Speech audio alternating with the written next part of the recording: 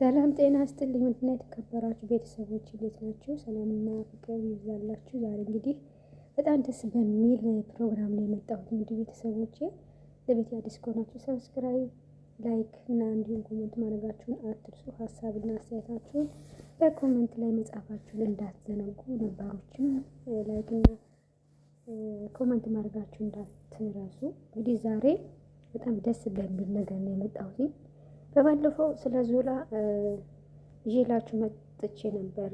ዞላ ማለት ዞላ ቲዩብ የሚል ቻናል ያለው ከአሁን በፊት ዱካሾ ላይ የሚሰራ ጀግና፣ በጣም ጎበዝ፣ ሩህሩህ፣ ለሰዎች የሚደርስ በጣም የዋህና ደግ ጋዜጠኛ ነበርና አሁን ዞላ ቲዩብ የሚል ቻናል ላይ እዛ መስራት ጀምሯል እና እዛ ላይ ሰውን ለማዳን ሲል አንድ አንትኖ እንዴት መሰላችሁ ታሪኩን መሰላችሁ። እንግዲህ ከአሁን በፊት አምጥቼ እንትን ብዬላችኋለሁ፣ ነግራችኋለሁ።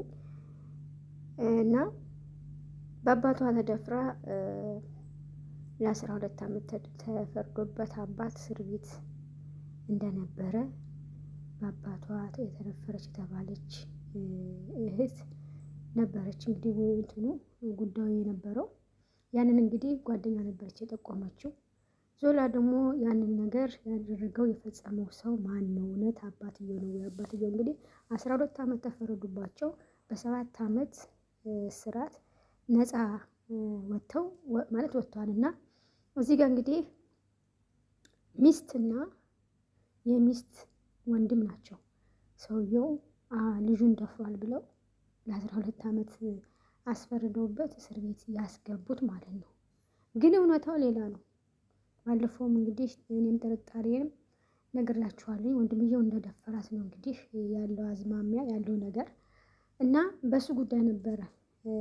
እሷን ማን የደፈረሽ ማን ይሄን ያደረገው ብሎ ሊጠይቅ ሲል በመሀል የሴትዮዋ ወንድም መጥቶ ጉዳት አድርሶበት በጣም ብዙ ደም ሁሉ ፈሶት በጣም ያስፈራ ነበር ያለው ነገር ማለት ነው። ግን እግዚአብሔር ይመስገን አሁን ዛሬ ድኖ ምንም እንኳን ፋሻውንም ባያወልቀውም ያው ቁስል ስለሆነ በቢላና ስለሆነ እንትን ያለው የጎዳው ተመልሶ መጥቷል።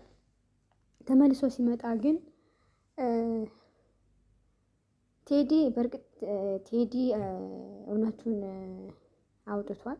እውነቱን አውጥቷል ስላችሁ አባትየው ተጠየቀው። አባትየው እሳቸው እንዳልደፈሩ ወንድሟን የደፈራት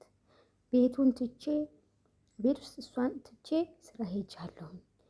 እኔ ሚስቴና ወንድምየው ነው በሐሰት ከሰው በሐሰት ያስፈረዱብኝ። ስለዚህ እሱ ዋጋውን ማግኘት አለበት የሚል እንትን ነበረ እንትን ያሉት ሀሳባቸውን የሰጡት እንዲሆንም የፈለጉት እንግዲህ ቴዳ ልጅቷን ጠይቋት ነበረ።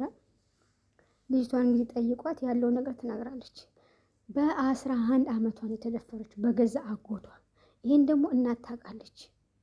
ይህንን እናት ታውቃለች። የተደፈረችው በ11 ዓመቷ ነው። ከ11 ዓመቷ ጀምሮ እስካሁን ባለው ዓመት ትምህርት አልተማረችም። ምንም ለም አልቆጠረችም። በአጎቷና በእናቷ እየተጨቆነች እስቲል እናትየዋ የሚገርማችሁ ነገር እንዳትራመድ፣ እንዳትናገር፣ እንዳትጋገር መድኃኒት እየሰጠች በየመንደሩ በየጎዳናው እየወሰደች እርዱኝ ልጄ ታማለች እያለች እያስለመነችባት ልጅቷ ስትናገር በጣም ነው የምታሳዝነው። እውነት ለመናገር በጣም በቃ እንባዋ እንዴት እንደሚፈስ አትጠይቁኝ። ገብታችሁ ማየት ትችላላችሁ። ውድ ቤተሰቦች አስባችኋል? ግን እናት የገዛ ልጇን የወንድሟን ገበና ለመሸፈን የወንድሟን ጉድ ለመሸፈን ስትል የገዛ ልጇን እንግዲህ ወንድሟ እንደደፈረ ታውቃለች። ያንን ነገር በሐሰት አባትሽ ነው የደፈረሽ ተብሎ እሷ ሐኪም ቤት ስለምትሰራ የሐሰት ማስረጃ ለፍርድ ቤት አቅርባ እንዲፈረድበት አድርጋ ብዙ የአባት እስር ቤት ብዙ ስቃይ መከራ ነው ያሳልፈው እውነት ለመናገር ማለት ነው። እና በጣም ነው የሚያሳዝኑት አባትየው። እና ልጅቷም ስቅስቅ እያለች ነበር አለች ቴዳ የተናገረችው።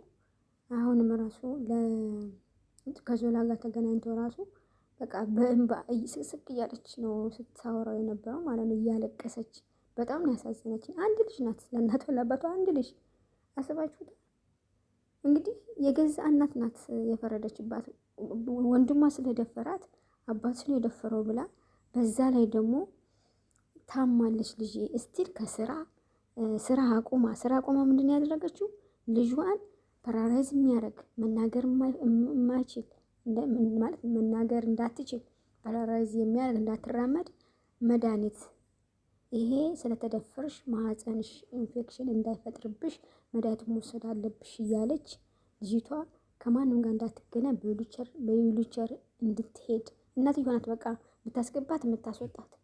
ጎዳና ትወስዳታለች። እዛ ጎዳና ላይ ያስቀምጣ ልጄን እርዱ እያለች ብር ትለምናለች።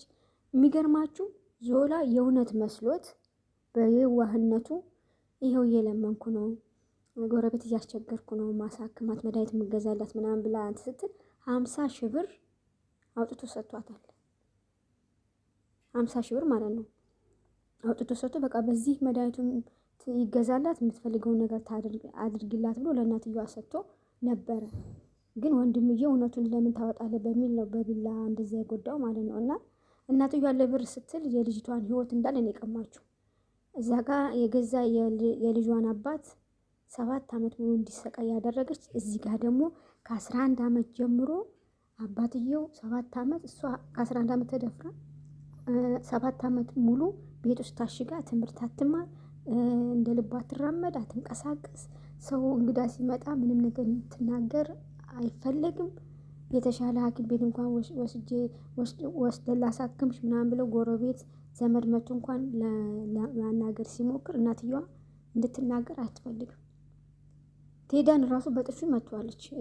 ልጅ መናገር አትፈልግም እሷ ህመሟን ታስታመበት ብላ ማለት ነው። እንግዲህ ተደፈረች። በቃ ይሄ ልጅቷም ስትናገር ተደፈርኩኝ ከመደፈር ሌላ ነገር ምንም ነገር ህመም ማለት እንደዚህ እንዳልራመድ እንዳልናገር የሚያደርግ በሽታ አልያዘኝም።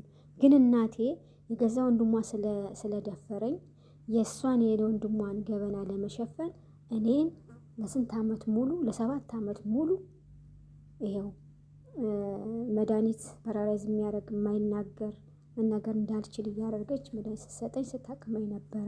በሁሉቸር ላይ እንደ በሽተኛ እንዲሄድ ስታረግ ነበረ። ስቲል ፓምፐርስ ትለብሳለች ብላ ሁሉ ታስወራ ነበረ። እየደወለች ልጅ ፓምፐርስ የምንለብሰው አትራመድም እያለች በጣም በራሴ በሞራሌ ላይ በጣም ተጫውታብኛለች። ወላጅ እናቴ የገዛ እናቴ 9 ወር አርግዛ ወልዳ ያሳደገችኝ እናቴ ጨክናብኛለች ለወንድሟ ስትል። ስለዚህ ይሄንን ያደረገችው የወንድሟን ገበና ለመሸፈን ነው። አሁን ላይ እንግዲህ ያለውን ነገር ተናግራለች። እሷንም የደፈራት ሰው ዞላንም የጎዳው ሰው ወንድምየው አጎቷ በቁጥጥር ስር ውሏል። በጣም ደስ ይላል። የእውነት ዞላ እና ቴዳ በጣም ትለያላችሁ። እኔ በጣም ደስ ብሎኛል። ዞላ ተሽሎ ስለተመለስክ ስላየሁ በጣም ደስ ብሎኛል።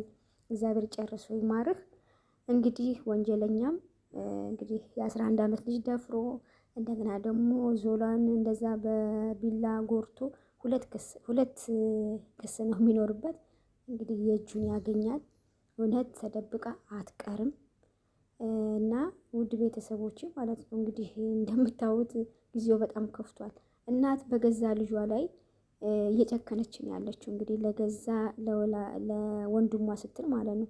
ልጅ ነው የሚቀድመው፣ ወንድም ነው የሚቀድመው። በጣም ያሳዝናል። ብቻ አሁን ከተደበቀበት ካለበት ዞላ አውጥቶ እንግዲህ ለሕግ አቅርቦታል። እና ይሄን ያለው ውድ ቤተሰቦቼ በጣም ደስ ብሎኛል።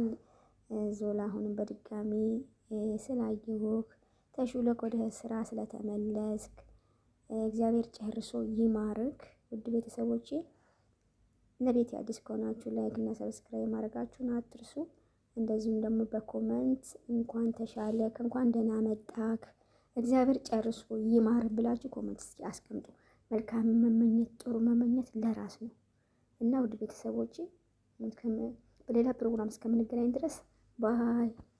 ቻው ቻው ቻው ቻው ቻው ብያለሁ። ላይክ ሰብስክራይብ አድርጉ፣ ከቻላችሁ ሼር አድርጉ። ውድ ቤተሰቦቼ ወዳችኋለሁ። ስለነበረን ቆይታ ከልብ አመሰግናለሁ። ስለምትደግፉ እናመሰግናለን።